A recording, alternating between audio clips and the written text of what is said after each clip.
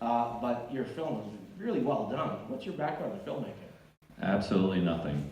Okay, end of conversation. No. I grew up like a lot of people watching films. I love film. I started off as a screenwriter. I mean, I still write on a rare occasion, but it's all self-taught. You know, looking up classes online, and a lot of professionals will put up blogs or little videos helping independent people like me to try to get better. So that's what I've done. So you've written like feature-length screenplays?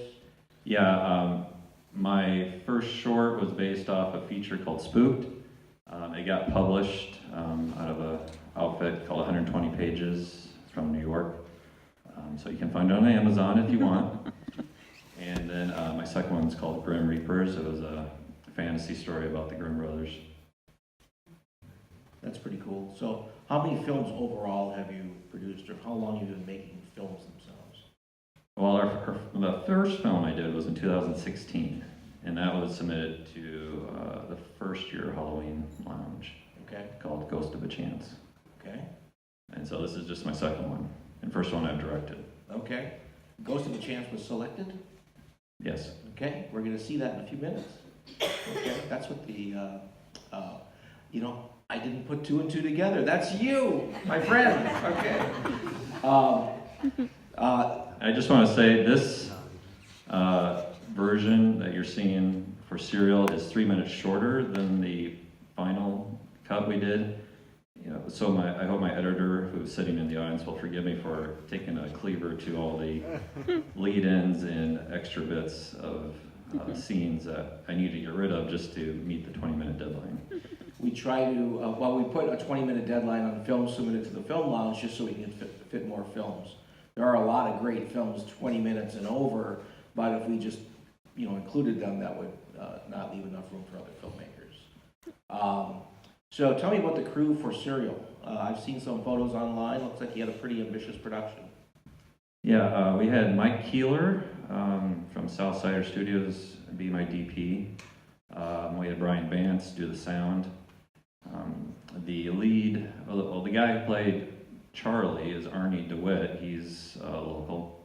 The guy who played Henry, I did a casting search. He's actually, I think, originally from Pennsylvania, but now lives in Atlanta. Yeah, he did a great job. Yeah. I mean, he's funny and scary and Right. everything in between. Most of the crew are independent, some professional, a lot amateur who just help out, crews when needed. They'll just pitch in whenever they can, whenever they can. Because there's a lot of people in Iowa who like to make films, and we jump at the chance whenever we can. I'm finding that from a lot of the filmmakers who submit to the Film Lounge is that they make their films any way they can. Some have a professional crew. A lot of them are just like amateurs or crew that donate their time. But the people who are really dedicated to getting their films done, get their films done. And, I see a gorgeous film, and I think, well, what was your crew on that? Well, it was just two people. Mm-hmm. They just put a lot of sweat equity into the film. So there's really no excuse. If you're a filmmaker, you have a vision, you need to connect with other people, other like-minded people, because you can get your film produced in Iowa, because there are a lot of people who will support you. Any questions for Michael? Any questions about Serial or any of his other work? Did you enjoy the character of Henry? I tried to make him as funny as he was deadly. I think you succeeded. That was hilarious. Do Go ahead. you have other projects in the works now, or are you conceding something else for the future? I wish. I'm hoping to get on another project, nothing that I've written, but maybe something in the future in 2019. I know there are other people making films, so I'll just help out wherever I can. You seem to be skewing towards horror films. Is that your specialty? I don't think I can say I have a specialty yet. Other questions? All right. Well, I have a question. Okay, Darla? How long did it take you to do that? Did you already say? Yeah, how long, tell us about the production, how long did it take? What's the process of it? And how long does it take you from when you have the concept to having a product like that? Well, after the script was a finalist for Snake Alley last year, I decided to go into production. So then it took about What is Snake Alley? Snake Alley Film Festival, I think out of Burlington.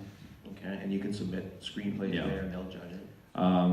So then the biggest issue was finding locations. That took about 6 months to find locations. And then the funny thing is, we shot the barbershop in Newton, and we were going to use a different barbershop. And the guy canceled on me a week before my lead actor was supposed to fly in. So then the business guy lives in Newton. He suggested, he knew the guy who co-owned that barbershop. So then at the last minute, he agreed to let us use that one instead. The setting was just perfect. Yeah, it's a really nice barbershop. And Salvatore was a great character too. Yeah, Arlen's central to Iowa too. He's a great actor. Does he really have that accent? No. Oh, he made that up. Perfect for him. You should adopt that. How long overall did it take to shoot?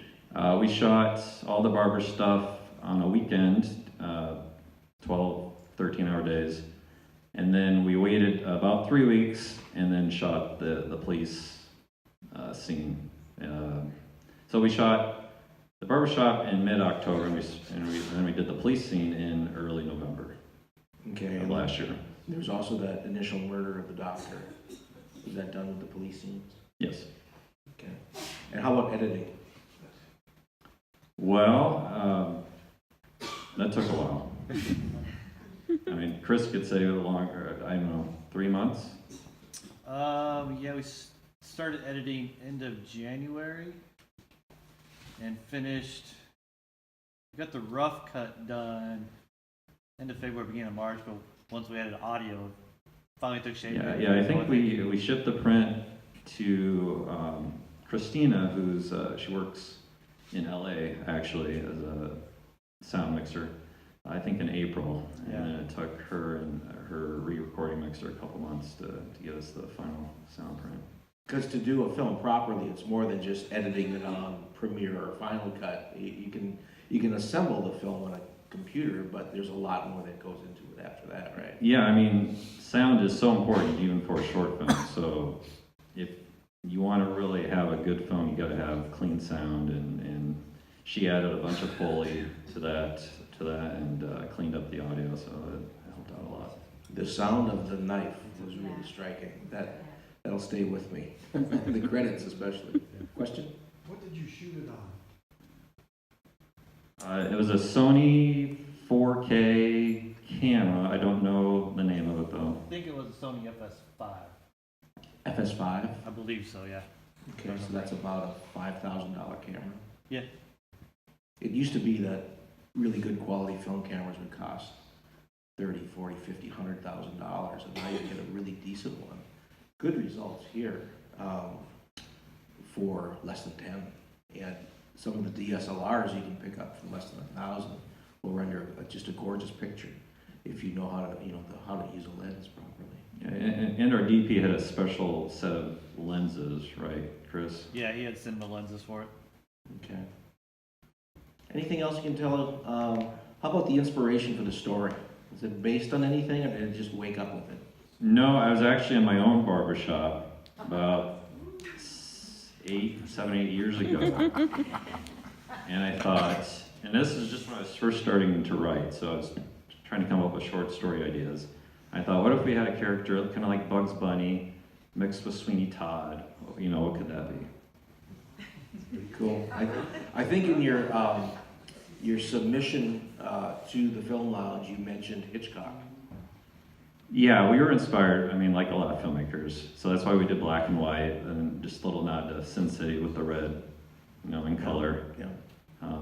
I wrote it with Hitchcock in mind. I wanted it to play out like that. Being my first, directorial attempt, I don't know if I succeeded, but that was the inspiration. it's a good combination of horror and humor. But the trick of this is that you really revealed the killer right away. I mean, we all saw him kill someone, and that was the tension. A lot of films opt out the easy way and surprise you at the end. Oh, he was the killer all along. But this one, they really handed it to you because the tension throughout the scene is what made it work. Well, good, I'm glad. Any other questions before we go with episode 2? I may have missed this, but where have you been to school, or where have you been to learn your art? Strictly online and watching lots of films. Woo! Yeah. Some of the Film Lounge submitters are professionals. They do this for a living. Some are students in college. Some are professors in college. But a lot of them have just taught themselves. This is not unusual because there's just something about filmmakers where you can process the language of film just so subconsciously and then interpret that with the right set of tools. You don't need a formal education. And I should say I learned a lot making this film because Mike and a bunch of others who worked on it are much more seasoned at this than I am. So it was kind of a school for me just to shoot this. In the next episode, there's a film, well, you'll see it, it's about this guy trying to remember something. And he submitted a number of films that were all really good. I asked him, how did you learn your technique? Did you go to school? Nope, just YouTube. So his education was all through YouTube tutorials. So, I mean, again, if you're a filmmaker in the audience, there's really nothing stopping you from getting your vision realized. You can get a lot of the training through YouTube. You can get a lot of the equipment fairly inexpensively, and you'll meet people in Iowa who have experience, can help you through it. So, on that final note, any final questions? I think we should run the second episode. So what you're going to see is last year's Halloween episode featuring Ghost of a Chance.